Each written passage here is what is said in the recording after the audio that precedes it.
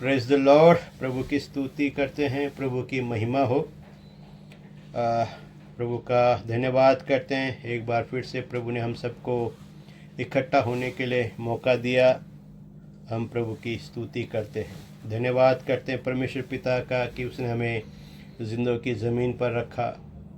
हम नाश नहीं हुए, हम मिट नहीं गए, लेकिन जिंदों की ज़मीन पे हैं। मैं एक बार फिर से उन्हीं बातों को रिपीट करना चाहता हूँ कि इस दुनिया का कोई सर्टिफिकेट हमें बचा नहीं सकता, न बैप्टिज्म सर्टिफिकेट, न किसी भी किस्म का कोई सर्टिफिकेट हमें प्रभु के करीब ला सकता है। अगर वो कोई चीज़ है तो वो प्रभु का अनुग्रह है, वो आपके घुटने हैं, वो आपकी ज़बान है जो आपको प्रभु के करीब लाती है। याकूब कहता है खुदा के करीब आओ तो वो तुम्हारे करीब आएगा। और जितना ज़्यादा आप खुदा के करीब आओगे, आपका जीवन बदलेगा, आपका चरित्र बदलेगा, आपका स्वभाव बदलेगा, आपके जीवन में बेदारी आएगी।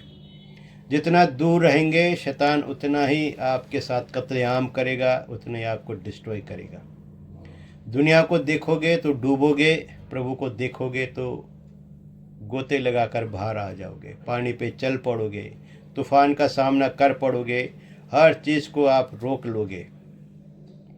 तो प्रभु के साथ मैंने आपको शुरू 31 को भी बताया था कि अगर आप 1 घंटा भी प्रभु के साथ समय बिताते हैं, एक शुरुआत वहाँ से हो जाएगी। और फिर धीरे धीरे धीरे करके आप लगातार प्रभु के साथ समय बिताएं। जितना ज़्यादा आप प्रभु के साथ रहेंगे, आप दुनिया से, पाप से, अधर्म से उतने दूर रहेंगे, क्योंकि वो आपको अपनी हजूरी में बना के रखेगा, आपको मिटने नहीं देगा, आपको नाश नहीं होने देगा। इसलिए हमेशा प्रभु और उसके अनुग्रह में बंधे रहो, उसकी सामर्थ्य में बने रहो। जितना ज़्यादा आप प्रभु के साथ उठोगे बैठोगे, आपके लिए फ़ायदेमंद है, हम सब के लिए फ़ायदेमंद है। दुनिया आपको जीने नहीं देगी, शैतान आपको परेशान करता रहेगा अगर आप इधर उधर ताकेंगे। तो आज हम सीखेंगे, मैंने पिछले हफ्ते आपको सिखाया था याजकों के बारे में। हमारा ऐसा महायाजक है जिसको कुछ देने की ज़रूरत नहीं है, केवल आपका समय उसको चाहिए, आपके धन्यवाद के बलिदान उसको चाहिए, आपके जीवन के आपके शरीर के सेक्रीफाइस उसको चाहिए, आपका शरीर उसको जीवता बलिदान करके चाहिए, उसे और कुछ नहीं चाहिए। और जैसे जैसे आप उसकी हजूरी में आओगे, जैसे जैसे आप उसकी हजूरी में बढ़ोगे, आप ज़िंदगी के नए आयाम को छुएंगे, ज़िंदगी में आप आगे बढ़ेंगे, फलवंत होंगे और बलवंत भी होंगे। भजन संहिता 37 अध्याय हम खोलेंगे, भजन संहिता 37 हम खोलेंगे और उसका हम पढ़ेंगे 1 से लेकर 7 तक।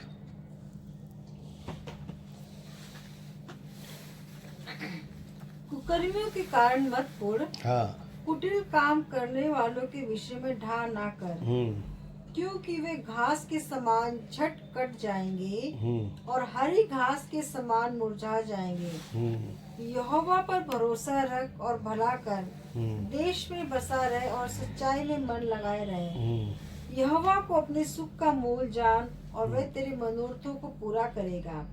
अपने मार्ग की चिंता यहोवा पर छोड़ और उस पर भरोसा रख, वही पूरा करेगा। वह तेरा धर्म ज्योति के समान और तेरा न्याय दोपहर के उजियाले के समान प्रकट करेगा। यहोवा के सामने चुपचाप रह और धीरज से उसकी प्रतीक्षा कर। उस मनुष्य के कारण ना कूट जिसके काम सफल होते हैं और वे बुरी युक्तियों को निकालता है। बस यहाँ पे हम एक परमेश्वर के इंस्ट्रक्शन को देखते हैं हमारे जीवन के लिए।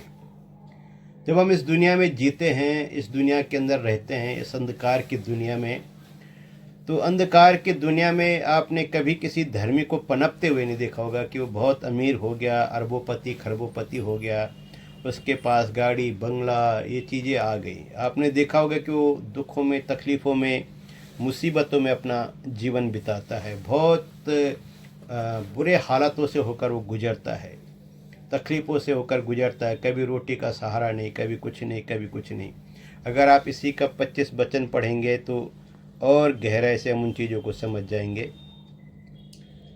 मैं लड़कपन से लेकर हाँ बुढ़ापे तक देखता आया हूँ, हाँ परंतु ना तो कभी धर्मी को त्यागा हुआ और ना उसके वंश को टुकड़े मांगते देखा हाँ। है। तो जो धर्मी का जो प्रतिफल है वो कहता है कि मैं जब जवान था और अब मैं बूढ़ा हो गया हूँ, परंतु मैंने अपने जीवन में कभी भी प्रभु के भक्त को त्यागा हुआ और न उसके वंश को भीख मांगते हुए देखा।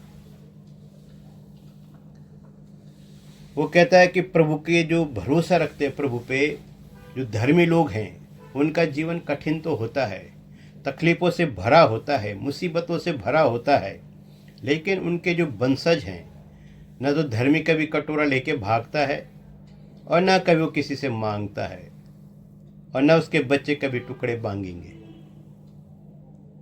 वो परमेश्वर के प्रोविजन में संतुष्ट रहता है। तो यहाँ पे वो कहता है कि कुकर्मियों के कारण मत कुटिल काम करने वालों के विषय में डहा न कर। उनसे न डर, उनसे न घबरा, उनकी तरफ ही न देख, बुरे काम करने वालों की तरफ न देखो, बुरे काम करने वालों की बातों को न सुनो। जैसे हम भजन संहिता 1 में पढ़ते हैं कि उनकी मंडली में न बैठो, उनके साथ न उठो न बैठो, उनसे दूर रहो। यहाँ पे प्रभु का वचन कहता है कि कुकर्मियों के कारण मत कुड़, कुटिल काम करने वालों के विषय में डहा न कर, गुस्सा न कर, शांत रहे। क्योंकि बोला वे घास की नाई झट से कट जाएंगे और हरी घास की नाई वो मुरझा जाएंगे। वो उनकी जो भी कुछ है, ऐश्वर्य है, पैसा है, धन है, दौलत है, वो उनके किसी काम नहीं आएगी, कभी भी नहीं आएगी। क्योंकि हमने भजन संहिता 49 में साफ पढ़ा है कि कोई भी व्यक्ति अपनी धन की बहुतायत के कारण न तो अपने आप को बचा सकता है, न अपने परिवार को बचा सकता है, न किसी और को बचा सकता है, क्योंकि वो कुछ दिन के लिए है। जैसे हाथ की मैल निकल जाती है, घास मुरझा जाती है, फूल मुरझा जाता है, ऐसा ही इनका धन एक दिन इनके साथ ही खत्म हो जाएगा। आज वो इनके पास है, कल किसी और के पास होगा, परसों वो किसी और के पास होगा। वो चंचल है, इसलिए कहीं टिकता नहीं है। तो कुकर्मी लोगों के साथ में हमारा कोई उठना बैठना नहीं, न उनके विषय में हमें कुछ सोचना है, न उनके विषय में हमें कुछ बोलना है। हमें उनसे दूर रखना है। हमें एक ही चीज़ को मैंने पिछली बार भी बताया कि हमें अपने यीशु मसीह की ओर देखना है। हमारा मसीह यीशु इस दुनिया में कैसा जिया, बुराई के बदले बुराई नहीं की, अपने सताने वालों को गाली नहीं दी, अपने सताने वालों को श्राप नहीं दिया, अपने मारने वालों को अपना मुंह दे दिया, अपना मुंह पकड़ा दिया, लोगों ने उसके मुंह पे थप्पड़ मारे, उसकी दाढ़ी को नोचा, लेकिन उसने उनके खिलाफ कुछ नहीं बोला। वो शांति के साथ चलता रहा, क्रूस को उठाए हुए मार्गों पर चलता रहा। लोग पथराव कर रहे थे, जब वो क्रूस पे भी टाका गया था तब भी लोग उसका ठट्टा कर रहे थे, उसका मजाक कर रहे थे, क्योंकि उसमें इंसानी गुण नहीं थे।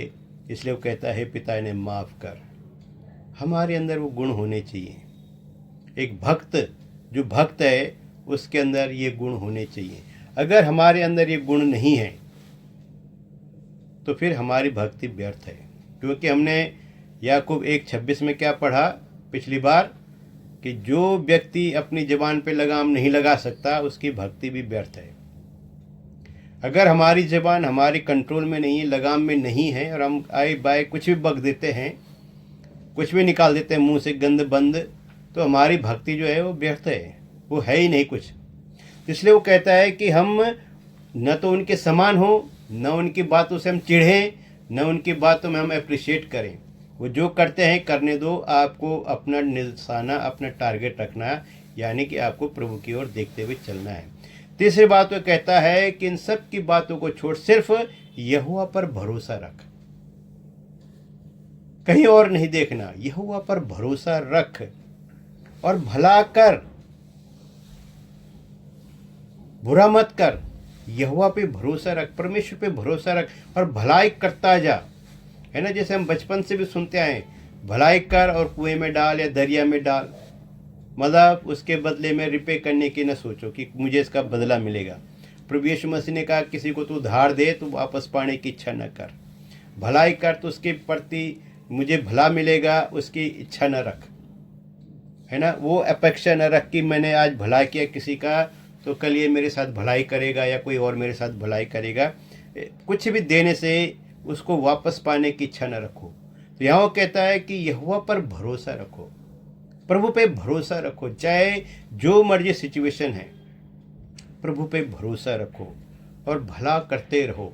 और कहते देश में बसा रहे और सच्चाई में मन लगा रहे। मतलब देश में बसा रहे का मतलब होता है जहाँ पे है वहाँ पे आनंद के साथ रहे, शांति के साथ रहे, तसल्ली के साथ रहे, प्रभु के बातों में मन लगा के रख, प्रभु पे भरोसा लगा के रख, सच्चाई में मन लगाए रहे। मुझे सच्चाई पे चलना है, बस सच्चाई के सिवाय मुझे लेफ्ट राइट कहीं नहीं जाना, मुझे सच्चाई में बने रहना है। मुझे ये क्या कर रहा है, वो क्या कर रहा है, वो लोग क्या कर रहे हैं, मेरे अगल बगल में क्या हो रहा है, इस बात की ध्यान नहीं देना। आप ऐसा करो कि सोसाइटी पे आपका असर पड़े और लोग आपको देख के सुधर जाए। लोगों को सुधारने की कोशिश मत करो,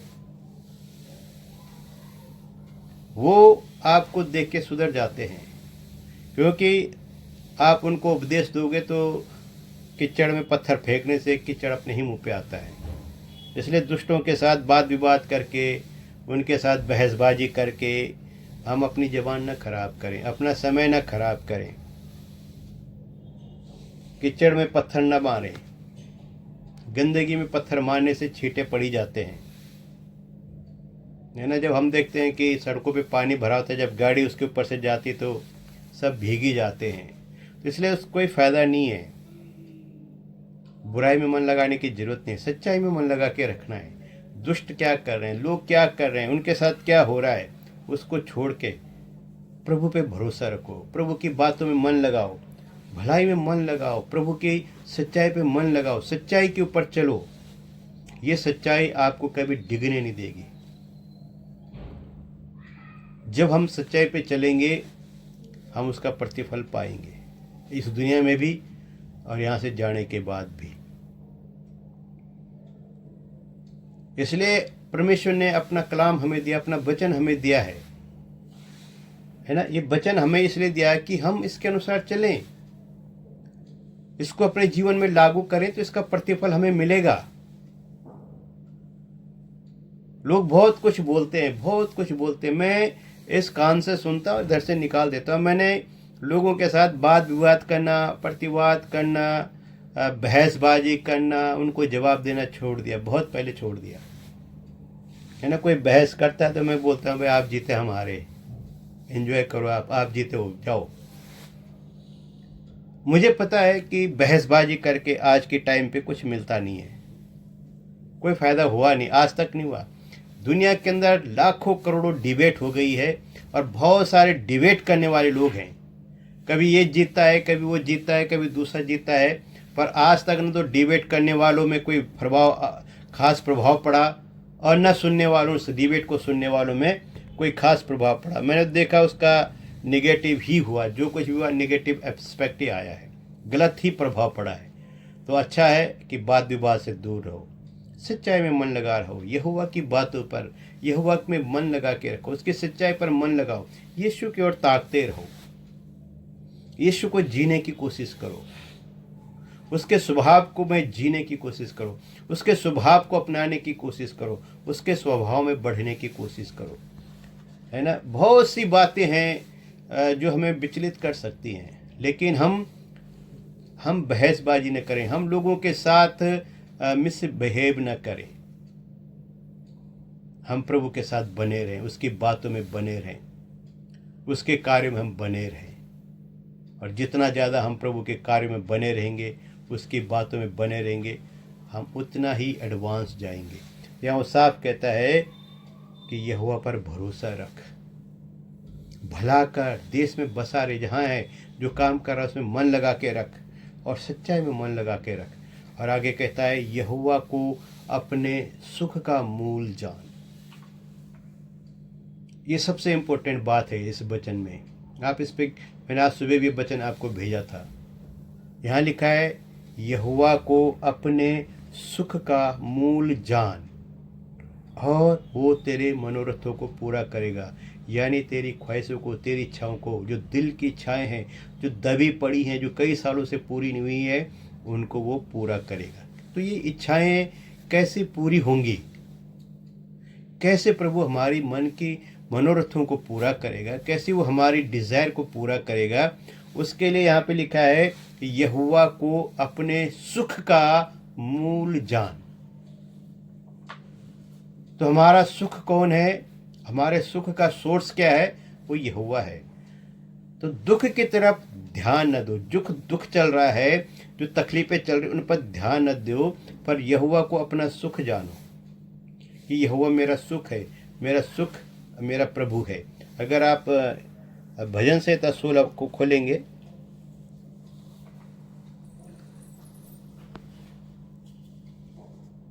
और उसका 11 वचन पढ़ेंगे।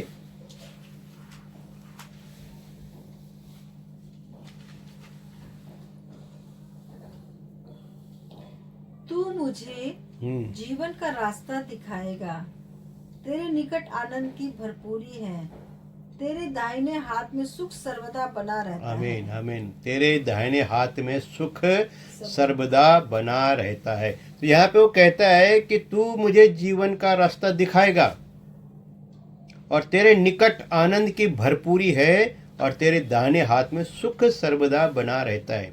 तो फिर से वही बात आ रही कि जितना नज़दीक आप प्रभु के साथ रहोगे, वो आपको जीवन का रास्ता दिखाएगा, वो आपको बताएगा कि जीवन किधर है, और उसके निकट जाओगे तो हमेशा आनंद में भरपूर रहोगे।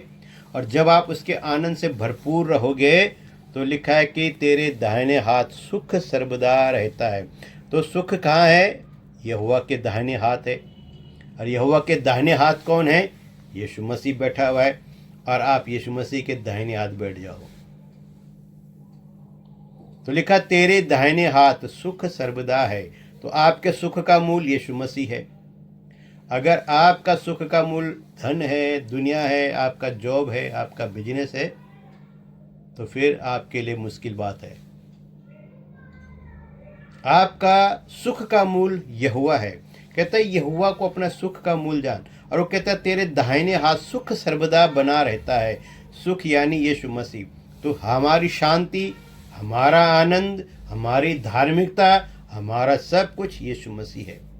तो कुल कहने का मतलब, अगर मेरा फोकस यीशु मसीह के ऊपर है और मैं सिवाय यीशु के कुछ और देखना नहीं चाहता, कुछ पकड़ना नहीं चाहता, तो मेरे जीवन में जो दुख है वो भी मेरे सुख में कन्वर्ट हो जाएगा, वो भी मेरे सुख में तब्दील हो जाएगा। तो दुख मुझे कभी भी तकलीफ दे नहीं पाएगा, क्योंकि मेरी नज़र यहोवा पर है, मेरा भरोसा यहोवा पर है। क्योंकि सुख उसके दाहिने हाथ है। वो कहता है कि उसके निकट आओ, वो जीवन का मार्ग दिखाएगा और वो उसके निकट आनंद की भरपूरी है। तो प्रभु के निकट रहो, प्रभु के चरणों में बने रहो, उठते बैठते अपने जॉब पे जो भी कुछ करते हो धन्यवाद करते रहो। मैंने पिछली बार भी बताया, धन्यवाद के अंदर बहुत बड़ी ब्लेसिंग है ना।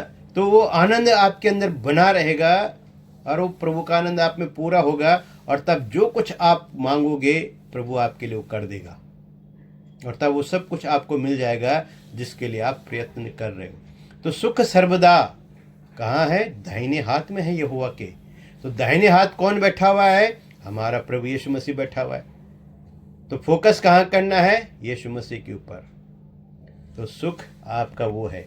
वो कहता है यहोवा को अपने सुख का मूल जान और वो तेरे मनोरथों को पूरा करेगा। तब प्रभु कहता है जो कुछ तुम मेरे नाम से मांगोगे वो पिता तुम्हारे लिए पूरा करेगा। तो जो आप चाहते हो कि आपकी दिल की इच्छा पूरी हो, तो आपको ये काम करना पड़ेगा। ये बातें आपको मनन करनी पड़ेंगी, इन बातों के अनुसार आपको चलना पड़ेगा।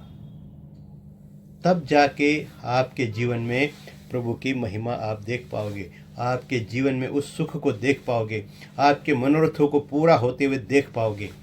अगर आपने यीशु की ओर ध्यान लगाया, अगर आप उसकी बातों की ओर ध्यान लगाया, अगर आप उसकी सच्चाई में मगन रहते हैं, अगर आप दुष्टों के कामों में दखलंदाजी नहीं करते, उनकी बातों में फंसते नहीं हैं, झूठ की तरफ नहीं जाते हैं, जीवन के मार्ग पे चलते हैं, तो वो आपके लिए पूरा करेगा, है ना। वो आपके हर एक मनोरथों को पूरा करेगा, वो आपको आशीष करेगा, वो आपको आशीष देने के लिए ही आया है। आगे कहता है, अपने मार्ग की चिंता यहोवा पर छोड़ और उस पर भरोसा रख, वही पूरा करेगा, वही पूरा करेगा, दूसरा कोई और नहीं करेगा। आपके एफर्ट किसी काम के नहीं होंगे अगर आप चिंता करते हैं। वो कहता है अपनी चिंता यहोवा पे छोड़ दे, चिंता ही ना करो। यीशु मसीह ने भी कहा तो चिंता नहीं करना, क्या खाएगा, क्या पिएगा, कहाँ रहेगा, किसके साथ रहेगा, कैसे रहेगा, ये सब चिंता करने की जरूरत नहीं है। उस पे छोड़ दो, वो आपकी चिंता करता है, वो आपके लिए चिंता फिक्र करता है। आप प्रभु की ओर ध्यान लगाओ, उस पर भरोसा रख। कहता उस पर भरोसा रख, यहोवा पर भरोसा रख। बार बार एक ही बात आती है, trust in the Lord, trust in the Lord. भरोसा रखो, भरोसा रखो, भरोसा रखो, यहोवा पर भरोसा रखो। वो कहता है यह अपनी चिंता छोड़ दे, यहोवा पर छोड़ दे, वो सब कुछ करेगा, उस पर भरोसा रख। और कहता है वही पूरा करेगा, कोई और पूरा नहीं कर सकेगा, यहोवा ही पूरा करेगा। अगर यहोवा पूरा नहीं करेगा तो फिर कौन करेगा? तो यहोवा पे भरोसा रखना है, वो सब कुछ पूरा करता है। मैं अपनी चिंता यहोवा पे छोड़ दी है, आज से नहीं, बहुत पहले से। और मैं देखता हूं कि प्रभु छोटी छोटी बातों का भी मेरे लिए इंतजाम करता है। मैंने अपने सुख का मूल यहोवा को ही जाना है, इसलिए दुखों के साथ मेरी पहचान तो है, पर दुख मुझे डुबा नहीं पाते, है ना। हम एक भजन भी गाते हैं, डूबूं जब दुख के सागर में, तो अपने जोरावर हाथ को बढ़ा, मुझे अपने सीने से लगा। तो जब भी हम दुख के सागर में डूबते हैं तो अपना हाथ बढ़ाता है, आपको खींच लेता है वो, तो उसमें डूबने की जरूरत नहीं है। यहोवा पे भरोसा रखने की जरूरत है। अपनी चिंता प्रभु को दे दो, अपनी चिंता फिक्रें परमेश्वर को दे दो, वो आपके लिए सब कुछ करता है। भरोसा रखो आप परमेश्वर पर। सदरक मिशक अबेदनगो की तरह भरोसा रखो, दानियल की तरह भरोसा रखो, भरोसा रखो। भरोसा रखने वाले कभी शर्मिंदा नहीं होंगे, क्योंकि भरोसा रखने वालों की परख तो होती है, लेकिन एक दिन वो उस प्रॉस्पेरिटी को देखेंगे जो दुनिया कभी देख नहीं पाई। उन चीज़ों को अचीव करते हैं जिसे दुनिया कभी अचीव कर ना पाए। दुनिया दौड़ रही है एक अंधी दौड़ में, हम उस दौड़ में है ही नहीं। इसलिए अपना ध्यान प्रभु की ओर लगाओ, अपना मन प्रभु की ओर लगाओ, अपनी आंखें यहोवा की ओर लगाओ, प्रभु की ओर लगाओ, अपना मन स्वर्गीय वस्तुओं की ओर लगाओ जहाँ मसीह विद्यमान है। वो आपके लिए सब कुछ पूरा करेगा। उसने आपसे वादा किया है ना। वो कहता है यहोवा को छोड़, अपनी चिंता यहोवा पे छोड़ दे, अपनी चिंता फिक्र यहोवा को दे दो, वो तुम्हारे लिए, उस पर ही भरोसा रखो, तुम्हारे सब कुछ पूरा करेगा। और जब वो आप भरोसा रखोगे तो कहता, 6वें वचन में कहता है, वो तेरा धर्म ज्योति की नाई और तेरा न्याय दोपहर के उजियाले के समान प्रकट करेगा, है ना। और हम लूका 18 अध्याय में पढ़ते हो, कहता है कि वो अपने प्रियों का न्याय शीघ्र चुकाएगा, उनकी दुहाई सुनकर उनका न्याय शीघ्र चुकाएगा। तो क्या कहता है कि क्या वो पृथ्वी पर विश्वास पाएगा? तो फिर आती बात भरोसे रखने वाली बात पे। हमारा भरोसा कहाँ है? किन बातों पे हम भरोसा कर रहे हैं? किस चीज़ के ऊपर हमारा भरोसा है ना। अगर हमारा भरोसा यहोवा के ऊपर है तो कहता है तेरा धर्म यानी तेरी धार्मिकता को, यानी तुझे, तेरे जीवन को वो दोपहर की धर्म ज्योति की नाई और तेरा न्याय दोपहर के उजियाले के समान प्रकट करेगा। वो आपको ग्लोरियस लाइफ दे देगा, वो आपको ग्लोरी में लेकर जाएगा। लोग आपकी रोशनी से चकाचौंध हो जाएंगे, उनकी आंखें चुंधिया जाएंगी आपके ज्योति को देख के। आपके जीवन में ज्योति, आपके मार्गों में ज्योति, आपका जीवन ज्योति से जगमगा रहा होगा और उनकी आंखें, आपकी विरोधियों की आंखें, कुकर्मियों की आंखें, आपको सताने वालों की आंखें चुंधिया जाएंगी उस महिमा को देखकर। तो हम उसमें बढ़े रहें, भरोसा रखें परमेश्वर पर। वो हमारे लिए सब कुछ करने के लिए तैयार बैठा हुआ है। वो अनुग्रहकारी पिता है, उसके घर में देर है, अंधेर नहीं है। वो न समय से पहले करता है न समय के बाद, वो सही समय पर सब काम करता है। उसके काम अद्भुत हैं,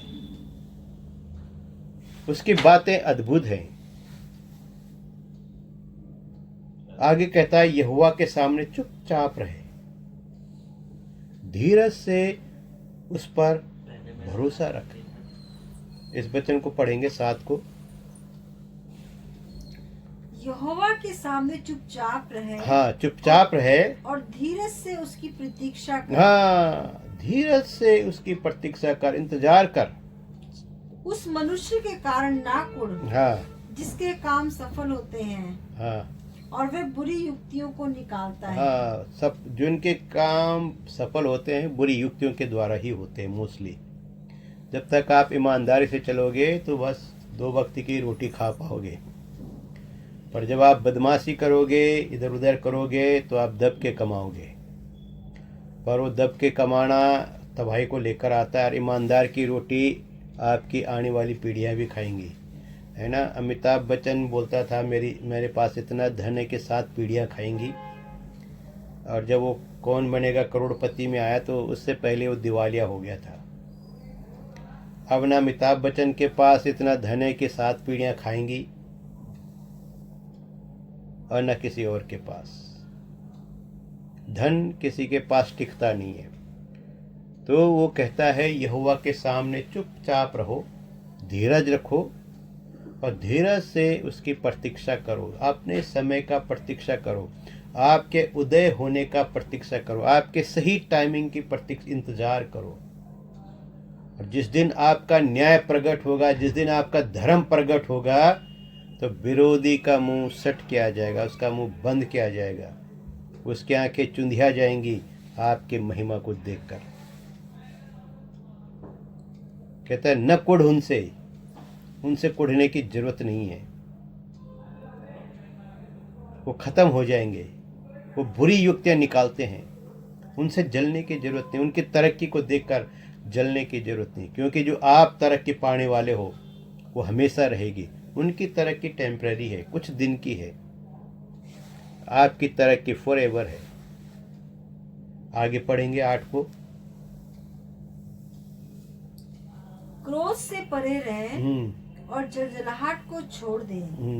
मत कुढ़, उससे बुराई ही निकलेगी। हाँ, उससे बुराई ही निकलेगी। कोई जरूरत नहीं गुस्सा करने की, जलजलाहट रखने की, कुढ़ने की जरूरत नहीं है, उससे बुराई ही निकलती है।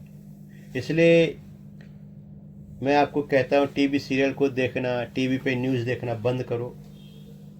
अखबारों में मैं सिर्फ स्पोर्ट्स न्यूज़ ज़्यादा पढ़ता हूँ। मैं फ्रंट पेज को देखता भी नहीं ठीक से, ऐसे पलट के फटाफट आखिरी पेज पे जहाँ स्पोर्ट्स होता है उसको पढ़ता हूँ, चंडीगढ़ की न्यूज़ पढ़ता हूँ और उसके बाद अखबार को साइड फेंक देता हूँ। इससे ज़्यादा मुझे नॉलेज, संसार से नॉलेज चाहिए नहीं। मुझे पता है कि दुनिया में गुड न्यूज़ है ही नहीं, किसी भी अखबार में कभी भी गुड न्यूज़ आती नहीं है, बैड न्यूज़ से भरा होता है। वहाँ एक्सीडेंट हो गया, वहाँ लोग मारे गए, उसने ये कर दिया, उसने वो कर दिया, वहाँ मर्डर हो गया, उसने यहाँ कर दिया, कुछ अच्छा खबर तो है ही नहीं। तो अच्छा है कि अपना प्रभु का वचन पढ़ो जो गुड न्यूज़ है। बस फ्रंट पेज पे देखता हूँ क्या क्या हंगामा हो रहा है, और आखिरी पेज पर बस वो हमारे लिए काफ़ी है, क्योंकि गुड न्यूज़ किसी पेपर में है ही नहीं, किसी भी अखबार के किसी भी उसमें है ही नहीं। गुड न्यूज़ बाइबल में है, प्रभु का वचन में है गुड न्यूज़। यह कहता है कि क्रोध से परे रहो, दूर रहो, जलजलाहट को छोड़ दो। कोई जरूरत नहीं है पैसे कमाने के लिए खून पसीना बहाने की। मत कुढ़ो, उससे बुरा ही निकलती है। और 9 में क्या लिखता है? क्योंकि हाँ, कुकर्मी लोग काट डाले जाएंगे। हाँ और जो यहोवा की बाट जोते हैं हाँ वे पृथ्वी के अधिकारी हैं। हाँ, जो यहोवा की बाट जोते हैं, जो हमने पिछले बार भी पढ़ा कि जो यहोवा की प्रतीक्षा करते हैं, धीरज से उसका इंतजार करते हैं, वे ही पृथ्वी के अधिकारी होंगे। एक दिन अधिकारी आप ही होंगे। 1000 साल यीशु के साथ आप ही राज करोगे, कुकर्मी नहीं करेंगे। हम अधिकारी होंगे इस धरती पर भी, हम अधिकारी होंगे स्वर्ग के ऊपर भी, हम अधिकारी होंगे हर जगह पे। हम हर अधिकार को हम खत्म कर देंगे। यीशु के अधिकार से हम सब कुछ जीत लेंगे। हम अधिकारी होंगे, कुकर्मी रहेगा ही नहीं, वो काट डाले जाएंगे। पर जो यहोवा की बाट जोते हैं वो पृथ्वी के अधिकारी होंगे। आगे, थोड़े दिन के बीतने पर दुष्ट रहेगा ही नहीं, और तू उसके स्थान को भली भांति देखने पर भी उसको ना पाएगा। हाँ, उसको ना पाएगा। कुछ दिनों के बाद कहता है तो दुष्ट को देखेगा ही नहीं, वो दिखेंगे ही नहीं, वो खत्म हो जाएंगे। और उनके स्थान को ढूंढेगा तो भी पाएगा नहीं। और आखिरी वचन में क्या कहता है 11 में, परंतु नम्र लोग पृथ्वी के अधिकारी होंगे और बड़ी शांति के कारण आनंद मनाएंगे। हालेलुया, बड़ी शांति के कारण आनंद मनाएंगे। हमारा ध्यान कहाँ है? हमारा भरोसा कहाँ है?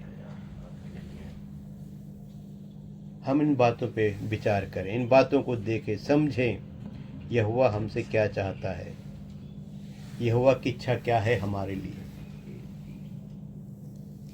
कौन आपको बचा सकता है? कौन आपका महायाजक है? किसके पीछे हम चल रहे हैं और किसके साथ हमें चलना है? यहोवा हमारा सहारा है, वो हमारा भरोसा है, वो हमारा शरण स्थान है, वो हमारे लिए सब कुछ करेगा। आओ हम प्रार्थना करें।